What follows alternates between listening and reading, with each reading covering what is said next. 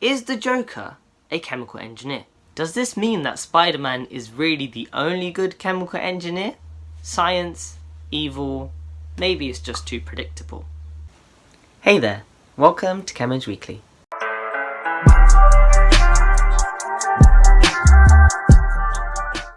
As you can tell from the title of this video, we're exploring a different social aspect of chemical engineering that perhaps isn't discussed as much. Because looking at pop culture through the lens of a chem eng enthusiast, it's quite interesting to see why and how the different portrayals of chemical engineering as related fields are shown within film and media. Why is it that some fields are portrayed in such a way and other fields are not? Given chemical engineering and film are not two things you'd normally associate, it'll be quite interesting to see and try to get an answer to one key question. Is chemical engineering negatively portrayed in pop culture? First and foremost, let's start with a franchise with a very large worldwide following. I'm talking about Batman.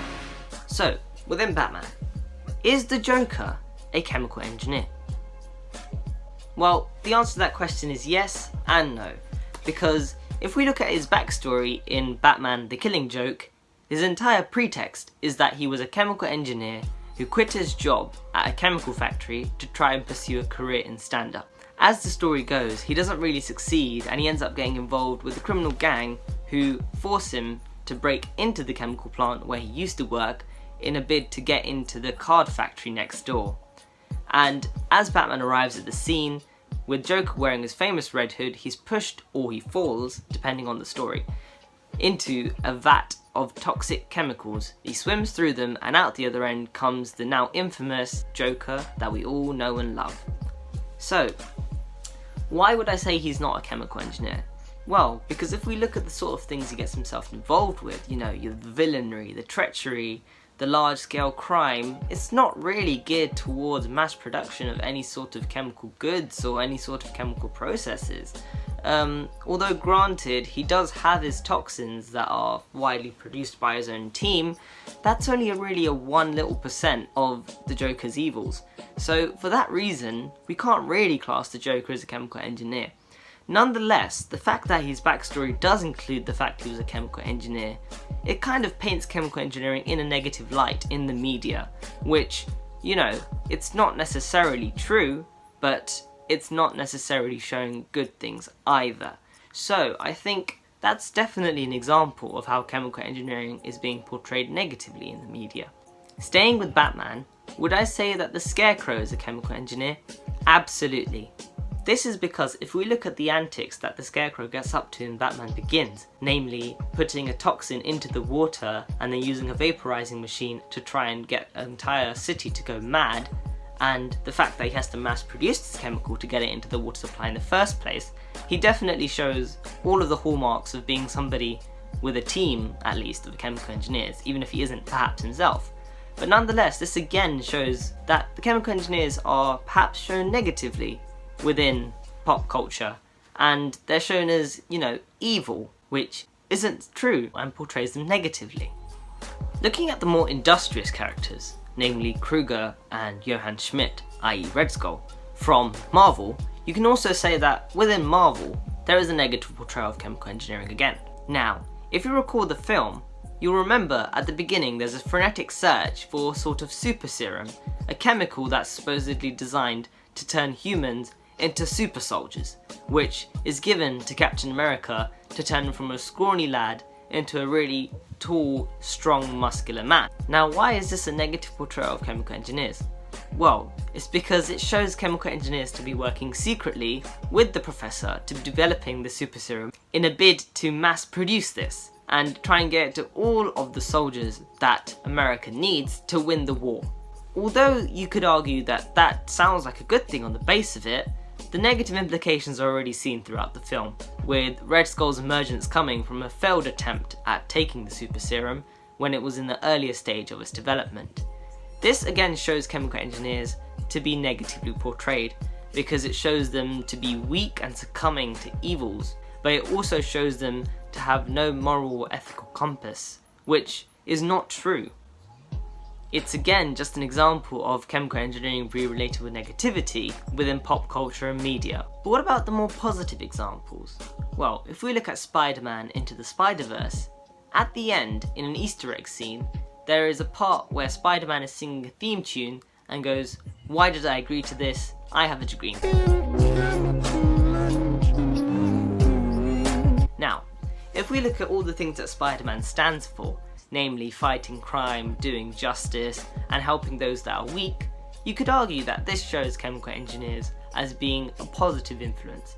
However, the effect this has is very minimal, because once again, as we referred to with the Joker, the chemical engineering aspect doesn't really play too much into the role of Spider-Man.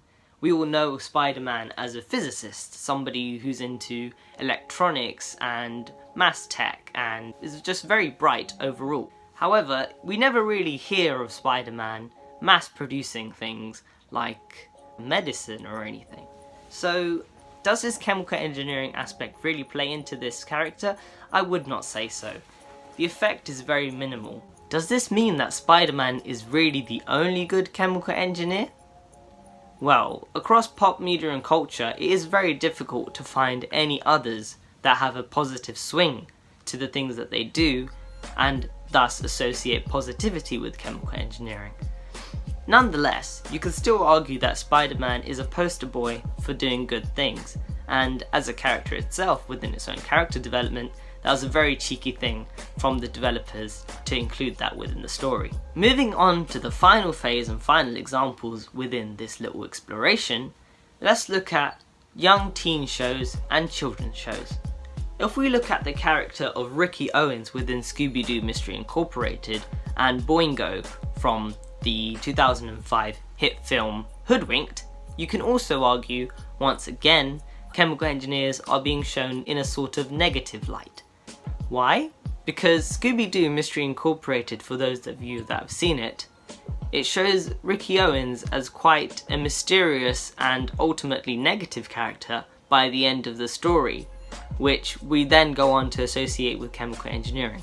But first of all, we have to outline why he is definitely a chemical engineer. So, Ricky Owens owns Destroido Company, which produces many different snacks and foodstuffs, like nature slivers, baby seal pops and tarsicles, which, although they're shown positively throughout the series in their little ad-libs within the background, like on a TV show or adverts, the company itself is tarnished in reputation. It's a company known to be quite sketchy and quite round the bend with its policies on dumping of toxic wastes, causing mutations, and not necessarily packing good stuff into the food as they claim.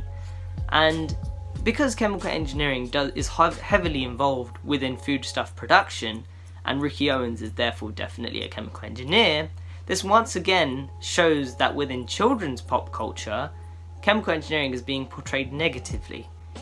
I think this comes down to a fundamental of science. Science, evil, maybe it's just too predictable. And keeping with children's pop culture, if we look at the 2005 hit film Hoodwinked, the main antagonist, Boingo, who's only exposed towards the latter half of the film, is trying to steal all the recipes and put in a chemical known as boingonium into all the food, which makes it super addictive, which means that children will never be able to get over the craving of the food and therefore will make them always want to eat more, making Boingo lots of money. He is once again a chemical engineer because he's looking at recipes, mass production, and adding in chemicals and things into foodstuffs to make them more viable to produce, albeit with a ulterior motive of doing bad. Given how this film is aimed at the youngest of the audience of all the examples we've listed before, it once again shows that negative portrayal of chemical engineers is kind of a rooted issue, because, like I said earlier, science, evil, maybe it's just too predictable. So, to answer our question, is chemical engineering negatively portrayed within pop culture?